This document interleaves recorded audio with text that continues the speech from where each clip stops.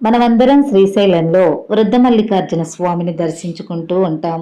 ఈ స్వామి గురించి ఒక పురాణ గాథ ఉంది. పూర్వం ఒక రాకుమార్తె శివుణ్ణి ప్రేమించి అతన్నే వివాహం చేసుకోవాలని పట్టుబట్టింది. తల్లిదండ్రులు ఆమె కోరికను నిరాకరించారు. ఆమె నిరంతరం శివుని గురించి ఆలోచిస్తూ పూజలతోనూ జపాలతోనూ కాలం వెళ్ళబుచ్చసాగింది. ఇంతలో ఒకరోజు శివుడు ఆమెకు కలలో కనిపించి ఒక తుమ్మెదను చూపి అది వాలిన చోట తన కోసం వేచి ఉండమని, తానే వచ్చి వివాహం ఆడతానని చెప్పారు. ఆమెకు మెలకు వచ్చి కళ్ళు తెరిచేసరికి ఎదురుగా ఒక భ్రమరం కనిపించింది. ఎగురుతున్న ఆ భ్రమరాన్ని అనుసరిస్తూ శ్రీశైలం ప్రాంతంలోని అడవికి చేరి అక్కడ ఆ తుమ్మిద వాలిన పొద క్రింద శివుణ్ణి ధ్యానిస్తూ ఆయన కోసం నిరీక్షిస్తూ ఉంది.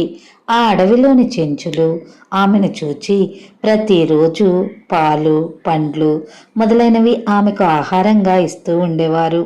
ఇది ఇలా ఉండగా ఒకరోజు శివుడు పార్వతీతో కలిసి ఆ ప్రాంతానికి వచ్చాడు.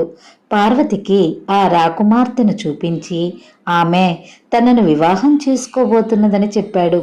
అప్పుడు పార్వతి హేళన చేయగా శివుడు తన మాట నిరూపించదలచి ఒక వృద్ధుని రూపంలో రాకుమార్తె వద్దకు వెళ్ళి, రాకుమారి, నేను నీ కొరకై వెదకి వెదకి ముసలివాడినైనాను. ఇంతకాలానికి నీ చెంతకు చేరాను.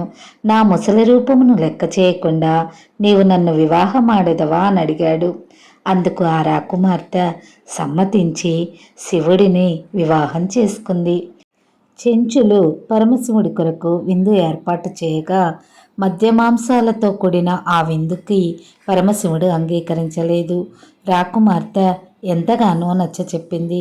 అయినా కూడా వినపడనట్లు అలిగి వెళ్ళిపోతూ ఉన్నాడు పరమశివుడు. అప్పుడు ఆమె, మల్లయ్య, ఓ చెమిటి మల్లయ్య, నిలబడు అని గట్టిగా అరిచింది. అయినా శివుడు లెక్క చేయలేదు.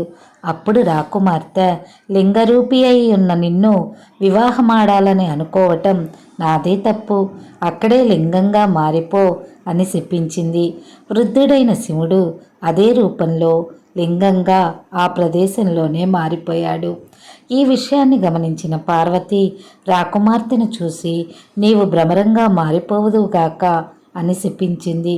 ఇప్పటికీ వృద్ధ మల్లికార్జున స్వామిని చెమిటి మల్లయ్య, ముసలి మల్లయ్య, వృద్ధ మల్లయ్య అని భక్తులు పిలుస్తారు. ఇక్కడ శివలింగం ముడతలు పడి ఉంటుంది.